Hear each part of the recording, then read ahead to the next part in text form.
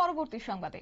কমলপুর মহকুমার সুরমা এলাকায় রবিবার চুলুবাড়ি গ্রাম পঞ্চায়েতের গৌরাঙ্গ মহাপ্রভুর মহা উৎসবকে কেন্দ্র করে শনিবার অধিবাস কর্মসূচির অঙ্গ হিসেবে উৎসব কমিটির পক্ষ থেকে ৩০ জন দুস্থ পরিবারকে শীত কম্বল দান করা হয়েছে।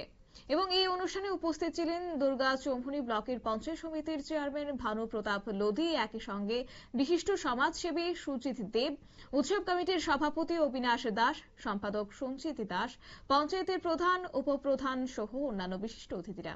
রবিবার সকাল থেকে শুরু হচ্ছে ৩ দিন ব্যাপী চুলুবাড়ি গ্রামের জাতীয় সড়কের পাশে শ্রী শ্রী গৌরাঙ্গ মহাপ্রভুর মহা উৎসব। তাই এই উৎসবকে কেন্দ্র করে তার আগের দিন অধিবাসের দিন এই দুস্থ পরিবারগুলিকে হাতে ৩০টি কম্বল বিতরণ করা হয়েছে। কি রয়েছে বক্তব্য শুনুন।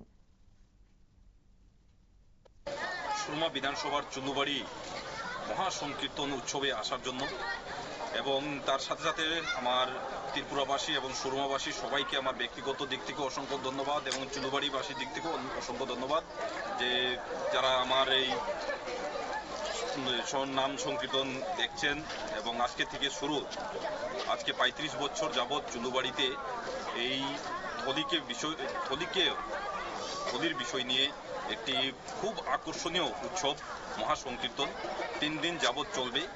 তো আমি যারা দেখছেন এবং আমার আওয়াজ যতটুকু যাবে সবাইকে বলবো আপনারা সবাই আসবেন, ৩ দিন মহা সংকীর্তন উৎসব দেখবেন এবং তার সাথে সাথে সবাইকে আমার মহাপ্রসাদ গ্রহণের দিনের আমন্ত্রণ, অগ্রিম আমন্ত্রণ রইল।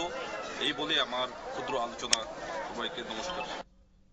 আপনারা শুনলেন ওনার বক্তব্য। এবং ৩৫ বছর ধরে তাদের মহা উৎসব চলছে, তাই রবিবার সকাল থেকে শুরু হয়েছে এই ৩ দিন ব্যাপী চুলুবাড়ি গ্রামে জাতীয় সড়কের পাশে শ্রী শ্রী গৌরাঙ্গ মহাপ্রভুর এই মহা উৎসব। এবং সেই অনুযায়ী কার্যত তার সামাজিক কর্মসূচি হাতে নিয়েছে এবং আগামী মঙ্গলবার মহাপ্রসাদ বিতরণ করা হবে এবং সেই দিন যেন প্রত্যেকে উপস্থিত থাকেন তারই আহ্বান আজকে রেখেছেন তারা। নিয়ে নিচ্ছে ছোট একটি বিজ্ঞাপন বিরতির সঙ্গে থাকুন।